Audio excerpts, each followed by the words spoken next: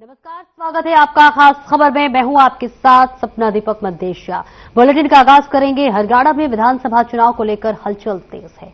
जहां एक तरफ क्षेत्रीय दल गठबंधन करके मैदान में उतरे हैं, तो वहीं सुगबुगाहट ये भी है कि कांग्रेस, सपा और आम आदमी पार्टी भी एकजुट होकर चुनावी मैदान में उतर गए हैं। बीजेपी एक के बाद एक ताबड़तोड़ रैलियां कर रही है, तो वहीं दूसरी तरफ वार पलटवार का दौर भी लगातार जारी है। प्रचार प्रसार के साथ मंथन का सिलसिला भी तेज हो गया है। बीजेपी को चुनावी प्रचार में मजबूती देने के लिए प्रधानमंत्री नरेंद्र मोदी और गृह मंत्री अमित शाह भी एक्टिव नजर आ रहे हैं। तो वहीं हरियाणा विधानसभा चुनाव मैदान से 190 उम्मीदवारों ने अपने पैर खींच लिए हैं। अगर पिछले चुनाव का अगर जिक्र कर ले और नजर डाले तो पिछले 3 चुनाव में न्यूनतम 1031 उम्मीदवार चुनाव लड़ रहे हैं। और वही 2014 की बात कर ले तो 13 से 51 और 2019 में 1169 उम्मीदवारों के बीच 90 इलाकों में मुकाबला है। पिछले 2 दिनों में जबरदस्त लगातार मान मनोबल हो रहा है। वही आपको बताते चले कि अब लगातार बगावत की तस्वीरें भी देखने को मिल रही है। बीजेपी ने अपने घोषणा पत्र जारी कर दिए, तो वही कांग्रेस ने भी अपने घोषणा पत्र जारी कर दिए। कांग्रेस ने अपने घोषणा पत्र में 7 गारंटी का जिक्र किया है, तो वही बीजेपी ने भी 20 गारंटियों की जिक्र की है। तो इस बीच आपको बताते चले कि हरियाणा का जो चुनावी दंगल है वो जो है इस वक्त देखने को मिल रहा है। केजरीवाल देखिए अब जो है वो चुनाव प्रचार करते हुए नजर आ रहे हैं, जिसके चलते आम आदमी पार्टी के संयोजक अरविंद केजरीवाल ने कल यानी कि शुक्रवार को हरियाणा में विधानसभा चुनाव के प्रचार में हिस्सा लिया। उन्होंने जगाधरी में रोड शो किया और इसी के दौरान अरविंद केजरीवाल बीजेपी पर निशाना साधते हुए अपनी पार्टी का प्रचार किया। प्रचार के दौरान केजरीवाल ने कई ऐसी बातें कही जिससे जानने के लिए जो आपको बताते चले कि इस वक्त जगाधरी में रोड शो के दौरान केजरीवाल ने कहा कि मेरी रगों में हरियाणा का खून बह रहा है।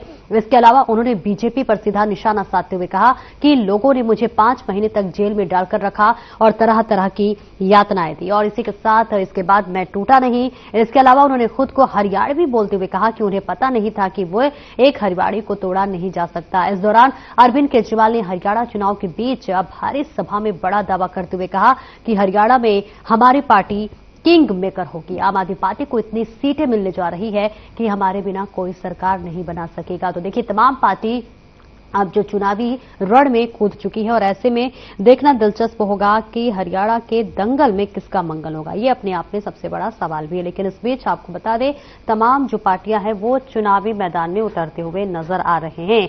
चुनाव में जो है किसकी कितनी तैयारी है इस पर आज होगी चर्चा। हमारे साथ तमाम मेहमान भी जुड़ चुके हैं। कांग्रेस से नीरज गुप्ता हमारे साथ जुड़ रहे हैं। सर स्वागत है आपका। और बीजेपी से रामराजी शर्मा जी हमारे साथ जुड़ रहे हैं। सर आपका भी बहुत बहुत स्वागत है। नीरज गुप्ता जी, चर्चा की शुरुआत आपसे करूंगी। और देखिए 15 दिन से भी कम दिन का जो है वक्त बचा हुआ है चुनाव में।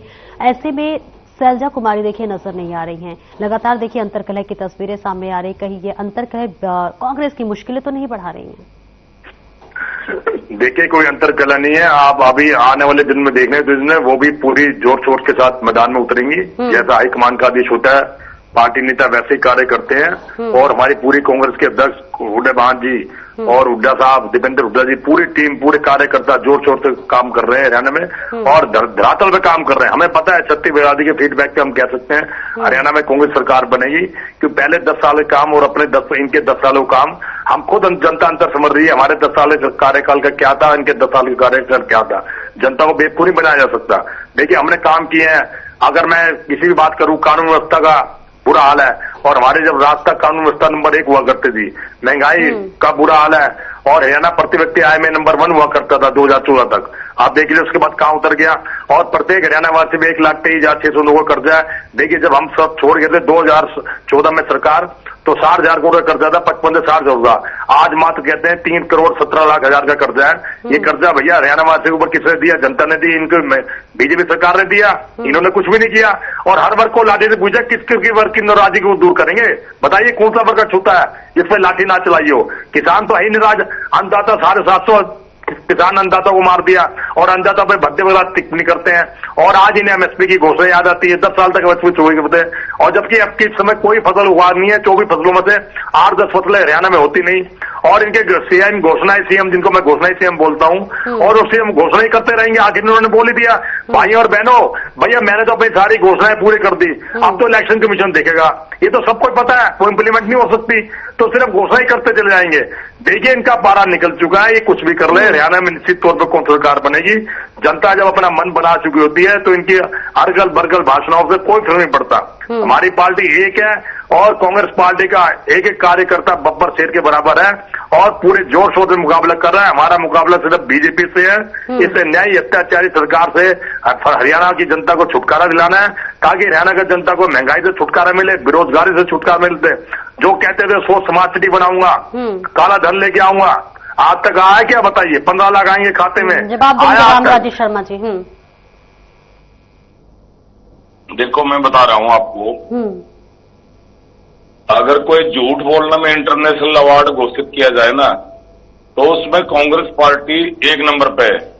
ये झूठ की मशीन लगा रखी है इन्होंने। ये इनके प्रवक्ता आते हैं और कोरी झूठ बोलते हैं। जिस तरह से इन्होंने लॉ एंड ऑर्डर की बात करी, हमारे टाइम में लॉ एंड ऑर्डर ये था वो था। इनको शर्म आनी चाहिए। इनके टाइम में एक दलित भाई को जीता जला दिया था, उसकी बेटी को जला दिया था। याद करो मिर्जपुर कांड, याद करो गोहाना कांड। इनको शर्म आनी चाहिए। और जिस तरह से याद करो इनके दो एमएलए का वीडियो वायरल हुआ। 2 एमएलए शमशेर गोगी जी एक बार तो ये कह रहे हैं, उनसे कोई पूछ रहा है भाई आपकी सरकार में भ्रष्टाचार हुआ था, वो कह रहा है बिना भ्रष्टाचार के कोई सरकार चलती है क्या? बिना भ्रष्टाचार के सरकार चलती है क्या? अगर वीडियो चाहिए तो मैं भेज दूंगा। दूसरा, शमशेर गोगी जी ने कहा जो इनके वर्तमान में एमएलए हैं और टिकट के एमएलए की टिकट पर, इनकी कांग्रेस की टिकट पर वो विधायक का चुनाव लड़ रहे हैं। उन्होंने कहा भाइयों पहले तो जो मेरी मदद करने वाले हैं वो हैं सगे संबंधी हैं, और उससे पहले अपना घर भरेंगे, अपना घर जनता बाढ़ में जाओ। मैं नीरज से पूछना चाहूंगा इस बारे में अपना स्पष्टीकरण दे। क्या उनका स्टेटमेंट है या कांग्रेस पार्टी उसका समर्थन करती है, विरोध करती है? नंबर 2, नीरज शर्मा इनके एनआईटी से विधायक हैं। इनकी सरकार बनी नहीं है और ना बनने जा रही है। और पहले इन्होंने जैसे पहले इनके टाइम में होता था उसको सिद्ध कर दिया उन्हें। उधर से शमशेर गोगी ने सिद्ध कर दिया कि कांग्रेस भ्रष्टाचारी सरकार थी, और इनके नीरज शर्मा ने सिद्ध कर दिया कि इनके टाइम में नौकरियां किस आधार पर भर्ती होती थी? परिवारवाद, क्षेत्रवाद, भाई भतीजावाद, जातिवाद, इस वाद के आधार पर नौकरियां होती थी। और हमने इस वाद को तोड़ा। आज किसान मजदूर का बेटा, गरीब का बेटा बिना खर्ची बिना पर्ची के नौकरी लग रहा है। ये अपना आप में गौरव की बात हमारी नायब सिंह सैनी सरकार लगा रही है। जिस तरह से नीरज शर्मा जी ने कहा कि भाई मैंने यो तो बेरा को ना मेरिट का तो, लेकिन इतना जरूर है 2 लाख भर्तियां होंगी और 2000 हमारे बांटे में आएंगी। 50 इसका जवाब देंगे नीरज गुप्ता जी, क्योंकि रामराजेश शर्मा जी आपकी बात, इसका जवाब देंगे नीरज गुप्ता जी, जवाब दीजिएगा। लेकिन फिलहाल एक छोटे से ब्रेक का वक्त हो चला है, जल्द लौटते हैं।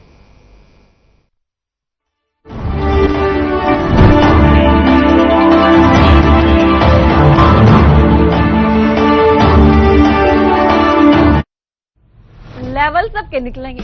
यूं बोलकर कि हरियाणा में नौकरी नहीं मिला करती बेटा, यो तो हमने बीजेपी तो वोट दिया और उनने मेहनत करी, जिब्बे तो जाकर मिल रही है बिना खर्ची पर्ची के नौकरियां, और वाह भी नॉन स्टॉप। जब्बे तो भरोसा हमने काम करने वाली बीजेपी पर, ना कि नौकरी बेचने वाले दलाला पर। नॉन स्टॉप विकास, बीजेपी पर विश्वास।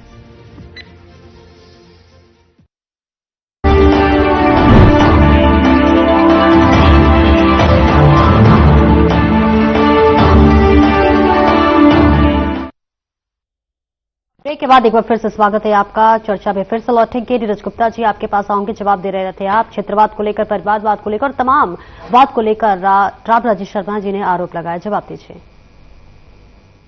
विधानसभा चुनाव में जो बंटवारा हुआ है इनको चुप कर। जो विधानसभा में खुद देखें, परिवारवाद किसने किया? हमने किया, इसने किया, इन्होंने किया।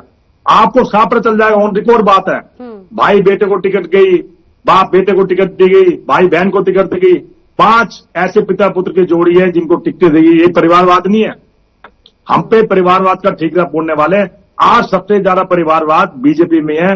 क्या आप बेशक लिस्ट उठा के चेक कर लें, 90 सीटों में से 5 सीटों में परिवारवाद है नहीं। हमने कोई दिए तो बताइए। देखिए, झूठ बोलने की आदत है। बीजेपी का जुमला पार्टी है और भारतीय अरे अपने एमएलए के बारे में बताने यार, आपके 2 एमएलए ने बोला है, उनके स्टेटमेंट के बारे में बोलना। शर्मा जी पहले देखिए मैं बोलता हूँ, बीच में चुप हो जाइए ना। बताइएगा। देखिए रही उन दोनों ने क्या बयान दिया, एमएलए के बारे में बता, प्रदेश की अपने बात का जिक्र किया, उसका जवाब पहले सुन लीजिए फिर उस पर। अच्छा निजी बयान है, आपके विधायक नहीं है क्या? आपके सिटिंग एमएलए हैं, आपकी पार्टी के सिंबल पे चुनाव लड़ रहे हो, निजी बयान कैसे हो सकता है उनका? आप सुन रहे हो जवाब देंगे तभी चुप होगा, तभी तो सुनूंगा भैया। क्या बीच में बोलने की आदत है? देखिए पार्टी पहले किनारा कर चुकी है, वो उनका निजी बयान है, पार्टी का इससे कोई लेना नहीं। जैसा बयान दिया है उन्होंने, जनता देखेगी, जनता उनको देखेगी। यह फैसला जनता पे छोड़ दो, हमारी पार्टी का कांग्रेस किसी भी ऐसे बयान के लिए अधिकृत नहीं है। जनता तो देख रही है, आपकी पर्दाफाश हो गया, जनता तो जाग चुकी है, आपकी काट की अंडी चटनी चढ़ चुकी है।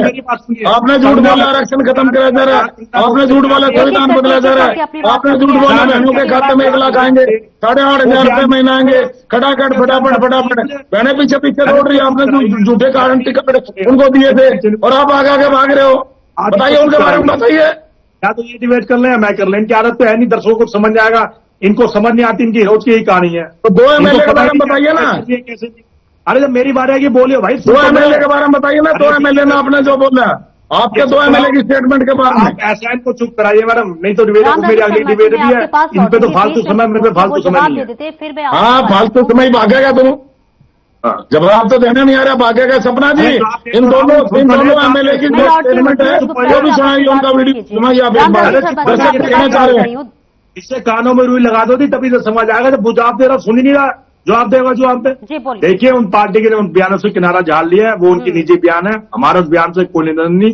और मैं उन्होंने बयान दिया है तो फैसला मैं जनता पे छोड़ता हूँ, जनता देखेगी बयान सही है नहीं सही है, तो जनता जनार्दन ही मालिक है, पार्टी का सिर्फ कोई लेना नहीं। अगर इस बात को ज्यादा करते हैं तो मैं इनको साथ साथ कंगना रनौत का बयान भी याद कराऊंगा, जिनकी मानसिकता और उनके बारे में, किसानों के बारे में कैसी थी, अत्याचारी बलात्कारी हैं।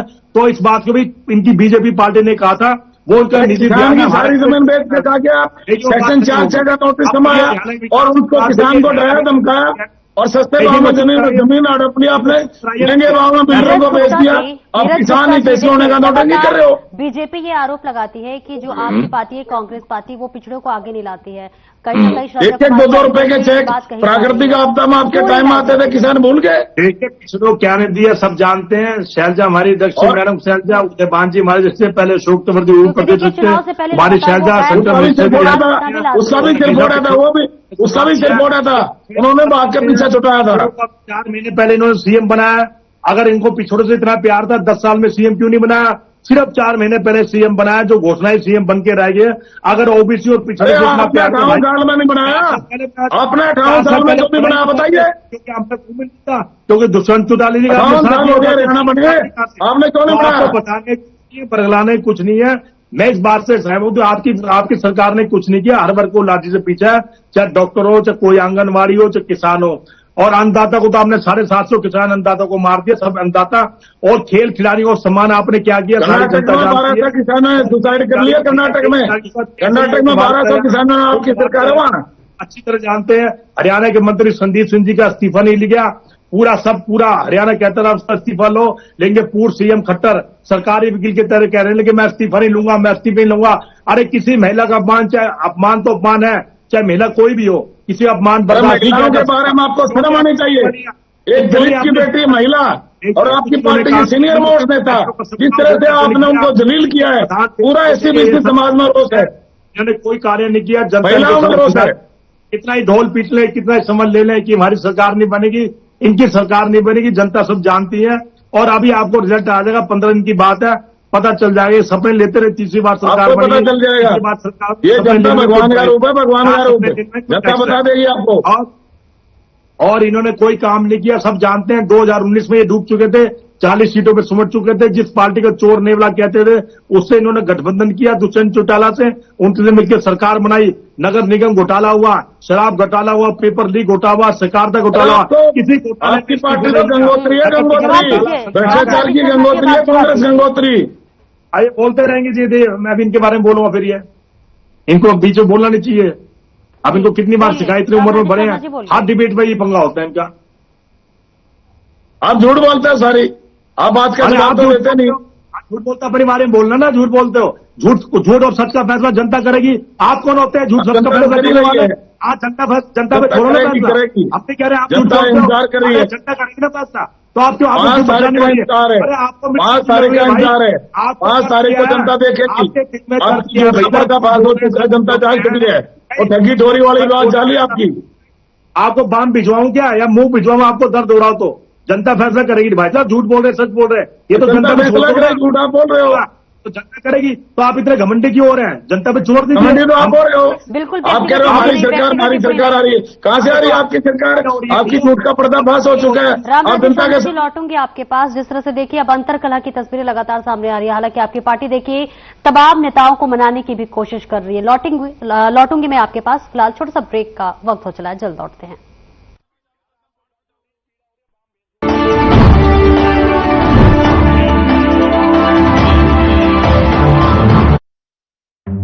आपको पता है जब से हमने बीजेपी को वोट दिया, हरियाणा से बीमारियां फैलाने वाले 99.9% कीटाणुओं का खात्मा हुआ, जैसे कि भ्रष्टाचारी, अत्याचारी, जमीन के लुटेरे, बेटियों के दुश्मन इत्यादि। आगे भी ऐसे ही कीटाणुओं का सफाया करते रहेंगे नॉन स्टॉप विकास, बीजेपी पर विश्वास।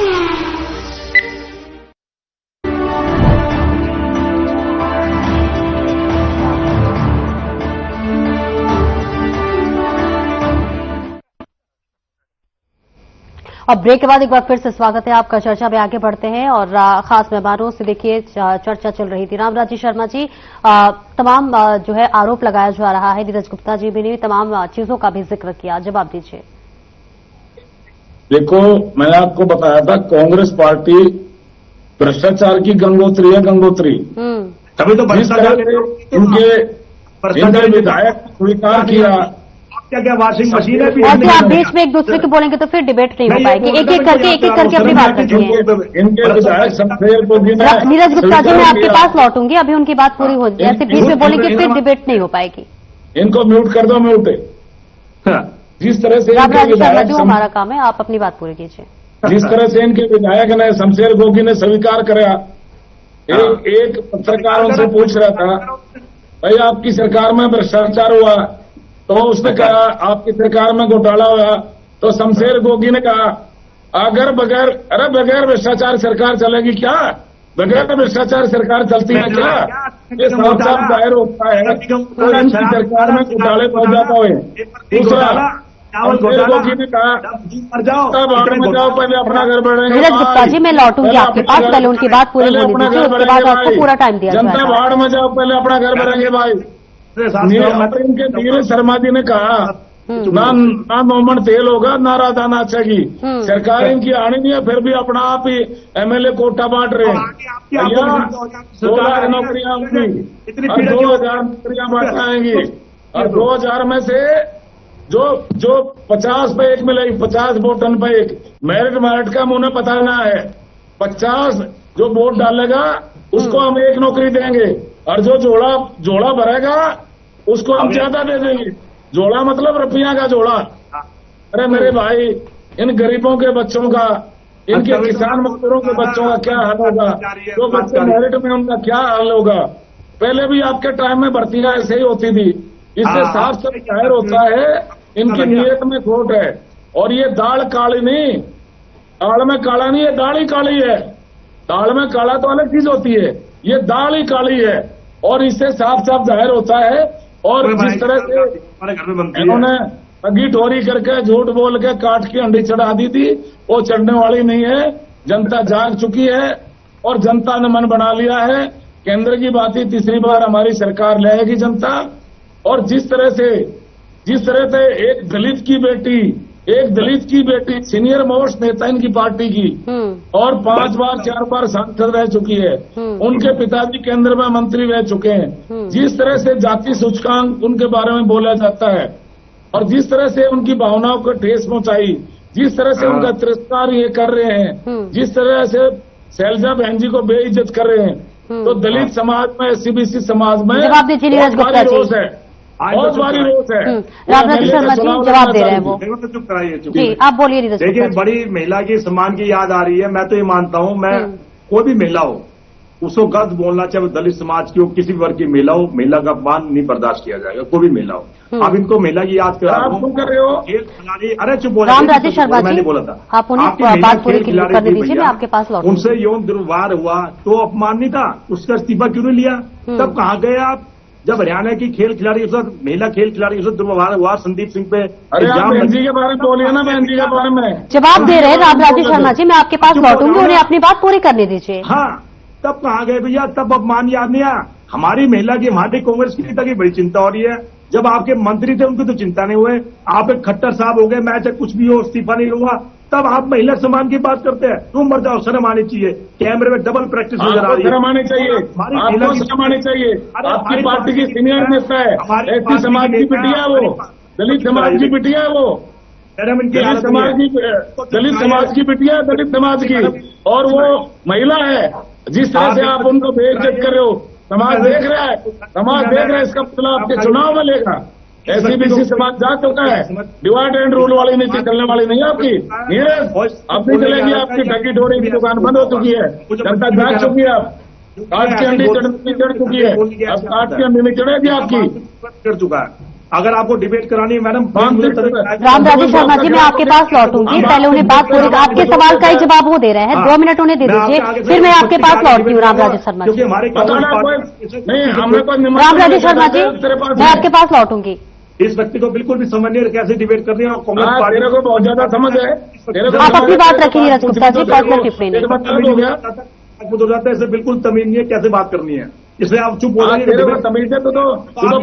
देखिए, व्यक्तिगत टिप्पणी मत कीजिए, आप अपनी बात रखिए। नीरज गुप्ता जी, अपनी बात रखिए, बिल्कुल व्यक्तिगत टिप्पणी नहीं। इनको बुलाना करो, यही व्यक्ति बोलता रहेगा, दूसरी पार्टी को बुलाएगा, और इस व्यक्ति को कभी समझ नहीं आएगी डिबेट कैसे करनी है। को तो बहुत ज्यादा समझ आती है। नहीं, देखिए, यहाँ पे व्यक्तिगत टिप्पणी मत कीजिए, सभी अपनी अपनी बातें रख रहे हैं, फिर ऐसे डिबेट नहीं हो पाएगा। सबको टाइम दिया जा रहा है, सबको मौका दिया जा रहा है, सभी अपनी अपनी बातें बारी बारी से रखिए, फिर ऐसे डिबेट नहीं हो पाएगा। बोल रहे बीच में, तुम तो बहुत बड़ा वो है, भैया रखो, बोलते रहो। नीरज गुप्ता जी, सवाल ये है कि देखिए, जिस तरह से अंतरकलह की अब तस्वीरें सामने, देखिए मुख्यमंत्री का भी चेहरा भी घोषित नहीं किया गया है। कहीं ना कहीं कांग्रेस को क्या ये डर है कि अगर मुख्यमंत्री का चेहरा घोषित कर दिया जाएगा तो फिर एक बड़े लेवल पे अंतरकलह की तस्वीरें सामने आएगी। इनको चिंता की जरूरत नहीं है। नीरज गुप्ता जी, सवाल आपसे है। आप तो खुश होइए, आपके चेहरे पे 12 बज रहे हैं, जब आपने कह ही दिया कि हमारी 100% सरकार बनी है, तो आपको चिंता की क्या जरूरत है?